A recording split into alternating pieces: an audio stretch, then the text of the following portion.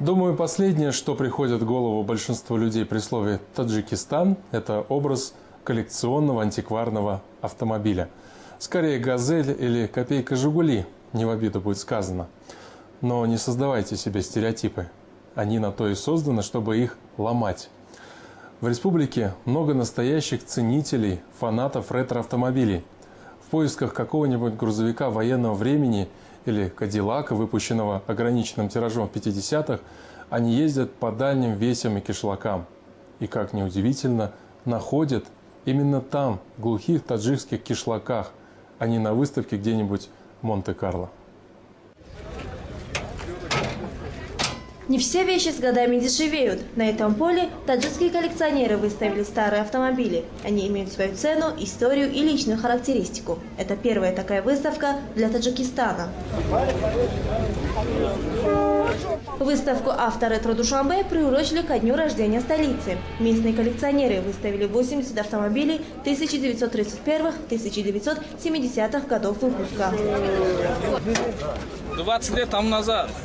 Самого старого железного коня пригнал Рахимджон Назаров из города Вахдат. Старые коллекционные машины – главная страсть братьев Назаровых. Здесь они представили 10 ретромобилей, а всего их в семье 25.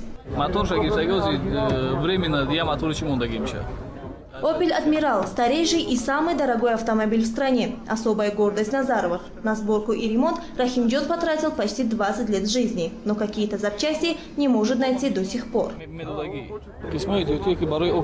«Опель Адмирал» найти запчасти очень сложно. Какие-то мы приобретали за рубежом, некоторые переделывали сами. Сборка таких автомобилей – очень тяжелая работа, требующая терпения. Сейчас осталось немного доделать. Как все закончим, тогда подарим городу.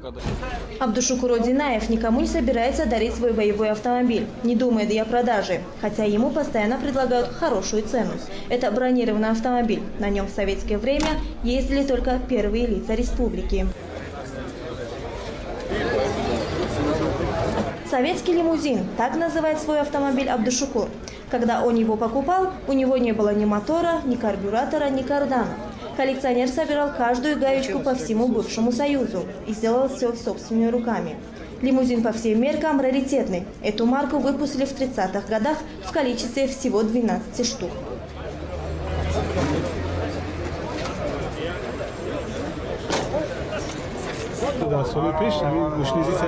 В прежние годы такие марки ЗИЛ-301 изготавливались только для правительственных лиц. Когда они выходили из эксплуатации, то их читировали и сдавали на металлолом. Я не знаю, как эта машина уцелела. К счастью, она попала ко мне. Такие машины выпускались по спецзаказу. Вот этих лимузинов было всего 12.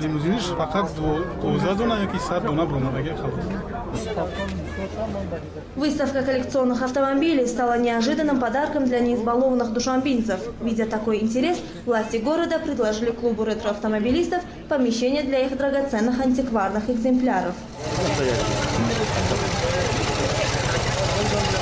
Антикварными автомобилями в Таджикистане владеют и министры, и простые смертные. Это особая национальная любовь. Попавшие на выставку, иностранные экспаты не скрывали удивления, что в такой небогатой стране есть такие авто и такое сообщество коллекционеров-фанатиков.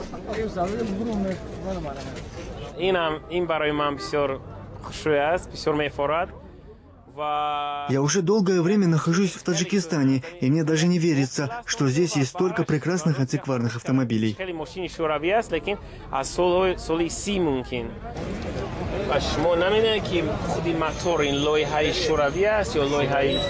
Англичанин Дэвид Харпер в Душанбе впервые увидел модель старой европейской машины. Это знаменитый «Опель», который делали на заказ для первых лиц государств.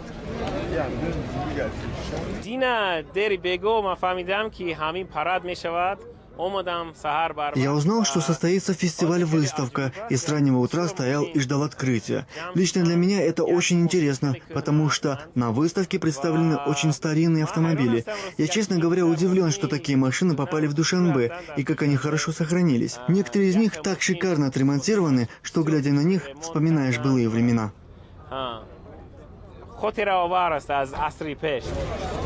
Владельцев коллекционных авто мало интересует их функциональное предназначение.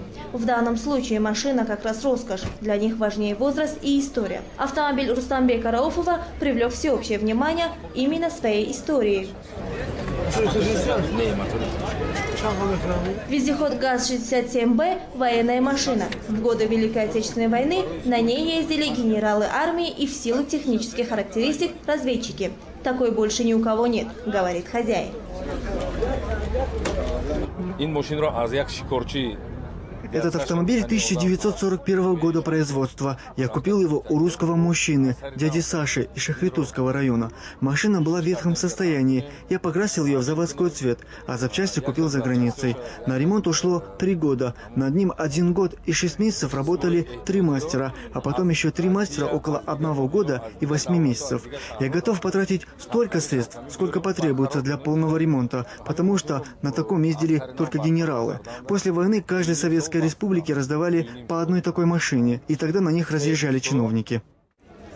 Владельцы хвастаются, что их автомобили могут стоить и $100 000 и больше. Но специалисты говорят, что пока это все же хобби для избранных. Вот и на первой выставке «Авторетро Душанбе» ни одной сделки не заключили. Люди предпочитали фотографироваться на фоне красивых машин и заглянуть внутрь. Но вот про цены никто не спрашивал.